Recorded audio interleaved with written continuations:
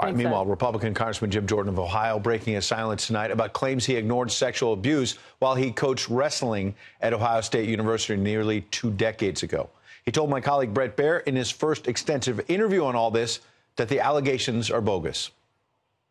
Conversations in a locker room are a lot different than people coming up and talking about abuse. No one ever reported any abuse to me. If they had, I would have dealt with it. And what bothers me the most is the guys that are saying this thing, I know they know the truth. I know they do. All right, our senior Capitol Hill producer, Chad Pergram, is breaking down the latest developments for us tonight, live in Washington. Chad, talk about the strategy from Jim Jordan. He made some smaller comments at a 4th of July parade and whatnot, but sitting down with Brett, there's a clear strategy here to push back. Right. He feels very upset at DeSabato. He says, look, I worked with these folks on the mat. Who's the accuser? I trained with them. Right, absolutely. And I worked with them, and he says that's the problem. And so his issue has been to go after DeSabato. And there's no one in this entire milieu who he holds more contempt for. Listen.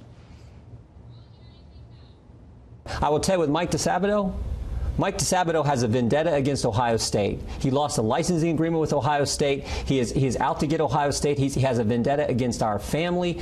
He was arrested just 5 months ago. He's got all kinds of lawsuits against him.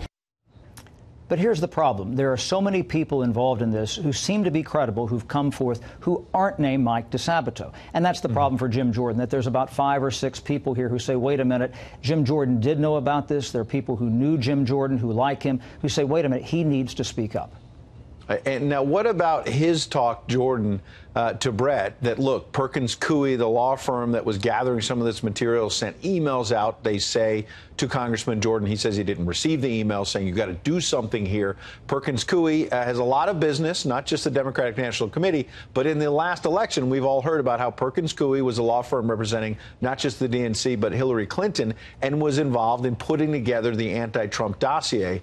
Jordan seems to think there's a political motive here. Yeah, and Jim Jordan said, he called it in the interview with Brett, he said that's the Hillary Clinton law firm. And he said, I think it's funny when I go and I take on one of these witnesses at these hearings, every liberal in the country can find my email and find my phone number and call up and express their views. He said, and they can't get a hold of me. I've actually been privy to the email that was sent to the incorrect email address here, and it's pretty short, it's pretty terse, it's basic, it's very transactional, but Jim Jordan says that he is going to go talk with them next week. One thing we don't know here, Ed, if you're doing an investigation, is there a universe of 10 people? Is there a universe of 100 people? And if there's people who they really absolutely unequivocally wanted to talk to, they probably could have found Jim Jordan. He's not very hard to find. So, during the Me Too movement, there have been all kinds of allegations against members of Congress, other prominent people, and there, in some cases, have been, like with Harvey Weinstein, a grand jury here in New York City, and that has crystallized the allegations, and then people seek justice, and he'll have his day in court. What is similar with Jim Jordan? This is so old. Is there a case going on there, or will the House Ethics Committee, when they come back now from the July 4th recess, is it possible they would look at this? He could refer himself to the Ethics Committee. We've certainly had people do that to establish what their position is and understand, get some clarity. But, the House Freedom Caucus, him being one of the 2 head honchos with the Freedom Caucus,